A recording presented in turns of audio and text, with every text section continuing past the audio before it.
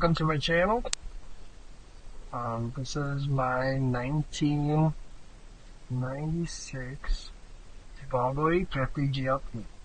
Let's go into it. So, some of the common problems when I got this car, the things that cause crank and no start are you have a relay in here, underneath here, this tan one, right there. This tan relay is the injector slash fuel pump relay that runs the fuel rail, and it tells the pump to turn on and create pressure. The problem with these relays is they get cold, they get stuck, open, and if you just play with it, it might kick on for a little bit. It's going to be intermittent. But what I usually do is I just replace them. It's the first thing I do. Sometimes you'll get, there's 3 wires back there, 2 red ones, 1 green one, and an orange one, and there's the end connectors in there. They got a rubber boot on them. It rots off, falls out, and it causes the connection to lose power, ground on the relay, and the relay won't activate, and it causes problems. That's one of the common issues. The other common issue with these is the map sensor. The map sensor checks the temperature of the air coming in, checks the flow rate of the air coming in, all sorts of stuff. And the quickest way to find out if that's your problem and not this is if you unplug it and you crank the car, it'll start, because it doesn't need this data. But if this data is wrong, or there's something wrong with the sensor, it's going to crank, not start. So that's one of the problems. The other issue, as you can see, this one's been replaced. This is one of the ones that I had to buy. The coil. And problem with it is it gets old. The primary, secondary winding goes bad on it, and it no longer sends out spark, and so you get intermittent starts. Basically, sometimes it'll start, sometimes it won't. If it gets hot, it won't start, stuff like that. When you start the car and you plug them back in, the car shuts off. That's how you know that this guy's bad. And if you leave them plugged in, you go to start the car, it might start, it might try to fire a few times, but it won't actually continue because there's something wrong with this guy. But every time you unplug this guy, you crank it, it'll start right up immediately, no problem. So, and the reason I'm not going to start my car is because the battery's dead. It sat here for too long, it froze solid, got really cold in the winter, froze solid, battery's done for. So yeah, those are the common issues. You got this guy, that guy, and this relay. Those are that cause problems and cause the vehicle not to start. So, one of the other problems with my car is this sensor is bad. It's kicking on check engine light. The car will start with it plugged in, but it's bad. And I went on the premium, bought a new one, and it was like $67. And I'm gonna replace it. It's pretty simple how to replace this one. All you have to do is loosen this clamp. This one's already loose. And take out these 2 T bits. I think they're T25s or T27s.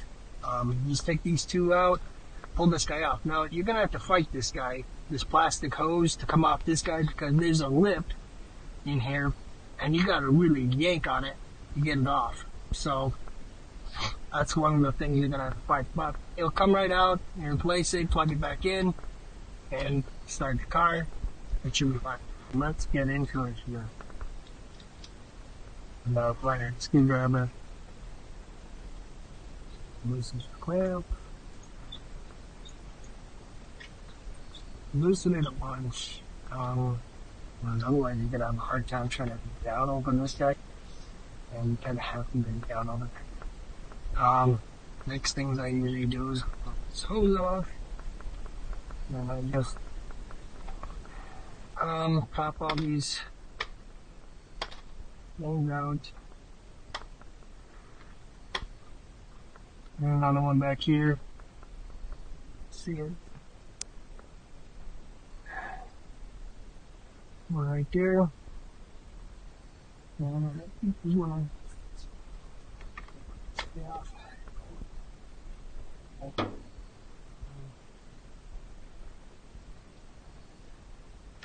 On the little light here so we can actually see.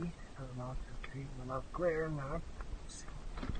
And basically, we want to get this guy out. Air filter is going to connect its own. So it can on filter. And open this guy. Right, and basically, you're going to find this guy. Come on, there you go. Like that. So there's your airflow sensor. And as you can see, I have these. That's here, these two. Take those two out, this whole thing separates right on there. So it's a T35. Okay. And plug it in my screwdriver. Yes, these bits are ridiculous. I know they're really long, they're ugly, they're for my drill, because I don't really have any light tools here, but doing what we're doing, you know. Gotta do what you gotta do. Get it done. Okay. So, get the screws there. Why not? You know, what are you gonna do? Tell me what to do? I don't think so. That's what it's done. And this should be loose. You just give it a little wiggle. And that will come right on there, you know. If it wants to. You know, we gotta ask permission. Please come out. Just twist a little bit. There you go. See? See, if you ask nicely, it comes right on there. If you're mean to it, it probably won't come out. So, I'm actually not sure what is wrong, what goes wrong with these. Honestly, I think they just get wet and they go bad. I mean, this one is so new. It's 2 years old. It's Bosch. You know, I bought it off the shelf. The problem that I got was it sat on the shelf for a really long time in the store. I think if they sit too long, the electronics in them kind of go, you know, it is what it is. We got a new one here. And, that's just, it's made in China. Part number for it. Box. And brand new in the box. It cost me like $60 on a premium. And if you have a Volvo E50 and you don't know about a premium, you should get on there. No, I'm not sponsored by them. And I don't think I ever will be. It's obviously remanufactured.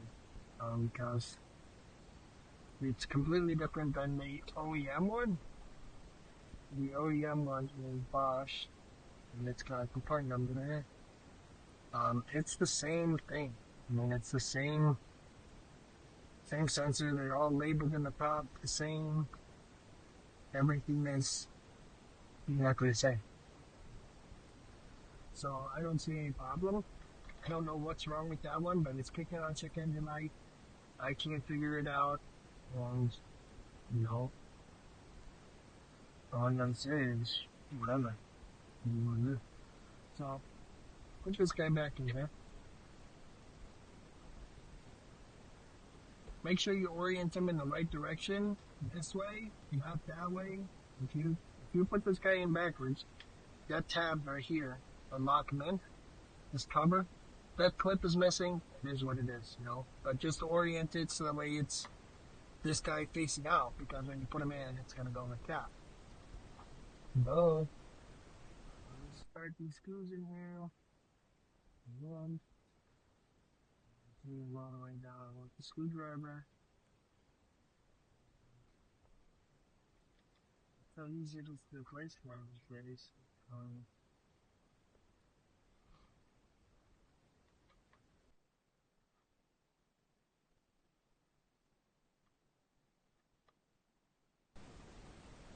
Go. Put the filter back in. Get in there. then we'll pop these guys back on. Invite us. So here's, use some real force. Feel it click. Should be good. And then put him back on there. That might be it. There you go. Yeah, make sure you line up the back apparently. There's this rim. Just line it up that way good.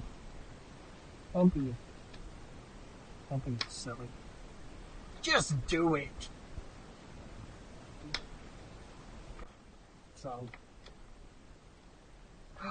yo. Okay, I mean it fits, but it's a little bit snugger than the other one. I don't know why, but there's an issue. I'll just pipe back on. I'm done. Take this guy. Alright. After we replaced this sensor, the map sensor, I was not able to get the car to run because the battery is dead. Battery is dead. I did hook up another battery to it and try to jump it, all that stuff. It didn't work. But the check engine light did go away, so replacing the sensor did fix the issue. The only thing that we have left to do on this car is get a new battery and replace the passenger side speed sensor. That will wrap up this video. And next video we're going to replace that sensor, put the battery in it. We're gonna throw other stuff at it, and that'll be it.